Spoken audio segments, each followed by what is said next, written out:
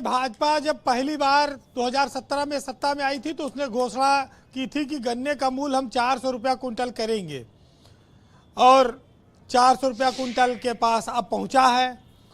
असल में भाजपा को 400 वाले नंबर से बड़ा प्रेम है। नारा दिया कि अब की बार 400 पार, एक लोकसभा में नारा आया अब की बार गन्ना मूल्य 400 पार, तो 400 अब पार कर दिया अब की बार।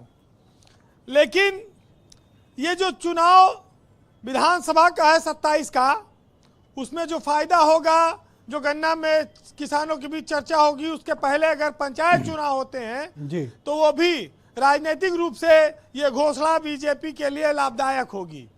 योगी सरकार ने ये कहा जा सकता है कि समय से अपनी तैयारियां शुरू कर दी हैं। किसानों को राहत मिली है, चाहे 20 रुपया बढ़े, चाहे 10 बढ़े, चाहे 30 रुपया बढ़े, लेकिन जब बढ़ता है तो लोगों को उसका थोड़ा बहुत फायदा तो मिलता है। ब्रजेश जी, भारत में किसान गन्ने का, गेहूं का, धान का, सब किसान एक है जी, लेकिन चूंकि गन्ना एक बार काटो फिर अपने आप उगाता है, फिर काटो फिर अपने आप उगाता है, गन्ना कई बार उगने की क्षमता रखता है, तो गन्ना को नकदी फसल माना गया और गन्ने से काफ़ी चीज़ें होती थी कि पैसा आएगा, गन्ना बिकेगा तो पढ़ाई लिखाई से लेके शादी ब्याह में हर जगह घर भी बनेगा, रिश्तेदारी भी होगी, त्योहार भी मनाया जाएगा और हिसाब भी निपटा लिया जाएगा उसी से। हाँ, अब राकेश टिकैत जी भी बैठे हैं और गन्ना को लेकर इस देश में बहुत बड़े बड़े नेताओं ने आंदोलन भी किया है। सबकी मांग ये रहती है कि गन्ना किसानों को अधिकतम लाभ दिलाया जाए।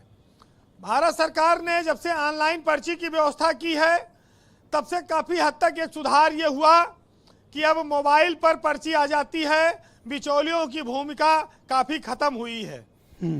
बीजेपी सरकार चौथी बार उत्तर प्रदेश में योगी सरकार ने गन्ना का मूल्य बढ़ाया है। पहले 10 रुपया, फिर 20, फिर 25, अब 30 जी। तो लेकिन एक और खुशखबरी है कि जो डिस्टिलरी थी वो पहले उत्तर प्रदेश में 61 थी, जो बियर बनाती हैं अब वो 97 हो गई हैं। तो गन्ना का जो बाई प्रोडक्ट की आप बात कर रहे थे, उसका सबसे ज़्यादा लाभ 2 जगहों पर मिलता है, एक तो शराबी को और दूसरा सियासत को। शराब गन्ना में काफ़ी काम आती है, सीरा बनता है उसका, डिस्टिलरियाँ इसीलिए ज़्यादा खुल रही हैं। अरे गन्ना का बाई प्रोडक्ट जो है ना, वो पॉलिटिकल पार्टी की फंडिंग भी एक है। गन्ना एक उसका भी पॉलिटिकल उसका बाई प्रोडक्ट है। हाँ बिल्कुल, बड़े फायदे हैं गन्ने के। ब्रजेश जी, अगर गन्ना से कोई पनपा तो शराब पनपी और सियासत पनपी। एक पार्टी बैठी है जिसका खाली गन्ने के नाम ही रहा। उनके यहाँ एक नेता थे मुन्ना सिंह, उनको लोग गन्ना सिंह कहने लगे थे और आज उन्होंने काफी खुशी भी जताई है। लेकिन भारत जैसे देश में और उत्तर प्रदेश में खास तौर से योगी सरकार का यह दावा है कि उसने 4 नई चीनी मिलें लगाई हैं, 6 चीनी मिलें उसने दोबारा शुरू कराई हैं और 42 की क्षमता में वृद्धि की है। अब समस्या इस बात की है कि प्रदेश की आबादी लगातार बढ़ रही है, उस अनुपात में लोगों को रोजगार मिल नहीं पाता जी, तो सीमित हैं व्यवस्थाएं। लेकिन महाराष्ट्र और कर्नाटक से उत्तर प्रदेश का रेट ज़्यादा हो गया है, ये एक अच्छी बात है।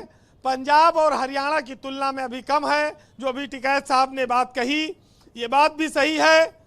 लेकिन इस देश में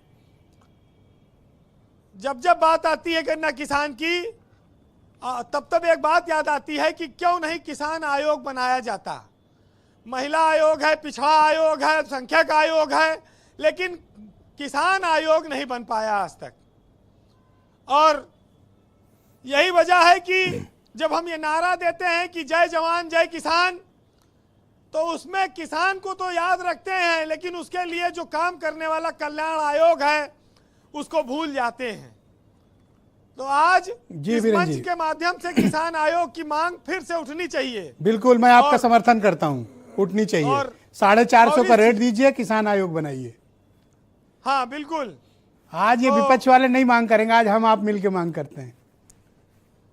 बिल्कुल, देखिए ब्रजेश जी, उद्योगपति जैसे उद्योग चलाने के लिए कच्चा माल की जरूरत होती है, वैसे नेता को राजनीति चमकाने के लिए गन्ना, गेहूं, किसान और तमाम सारी फसलों की जरूरत होती है। वैसे एक चीज आपको बताऊं कि ये बीजेपी वाले गन्ना मशीन आप देखे ही होंगे हाँ। कि जैसे पेरा जाता है गन्ना, जब पहली बार लगाओ तो खूब भलभला के रस निकलत है, और दूसरी बार जब वो पेरे थे तो थोड़ा कम आवत है, तब कम भलभला। हाँ, और ब्रजेश जी जब ये तीसरी बार लगावत थे गन्ना मशीन में, तो वहां नींबू लगा दिए थे थोड़ा पुदीना डाल के, तो कहीं की टेस्ट बढ़िया आएगा। तो ये वही नींबू और पुदीना लगा के पेरे में उस्ताद हैं, तो ये मशीन से वैसे पेरे हैं, ये समझ लीजिए आप। वो टिकैत साहब ही बताएंगे आपके बाद कि कौन किसको पेर रहा है इस समय। देखिए, कंक्लूड करें। किसानों की स्थिति पर जैसे बोर्ड का रिजल्ट आओ तो इसे सरकार को लाना चाहिए कि कितने किसान की आय हमने बढ़ाई, कितने किसान का नुकसान हुआ, किसानों की स्थिति क्या है, परिणाम आने चाहिए। लेकिन ये आएगा आयोग से ही। फिलहाल सुनिएगा कि कहते हैं ना कि जमीन जल चुकी है, आसमान बाकी है, और सूखे कुएं तुम्हारा इम्तिहान बाकी है। वो जो खेतों की मेढ़ों पर उदास बैठे हैं, उनकी आंखों में अभी तक ईमान बाकी है, और बादलों बरस जाना समय पर इस बार, क्योंकि किसी का मकान गिरवी है, किसी का लगान बाकी है। वाह वीरेंद्र जी, बहुत बड़ी और बड़ी इमोशनल बात आपने कही। बहुत शुक्रिया हमारे साथ जुड़ने के लिए और अपना फीडबैक, ग्राउंड जीरो से ओपिनियन, ऑब्जर्वेशंस हम तक पहुंचाने के लिए। बहनों भाइयों, दूसरा चरण शुरुआत करते हैं।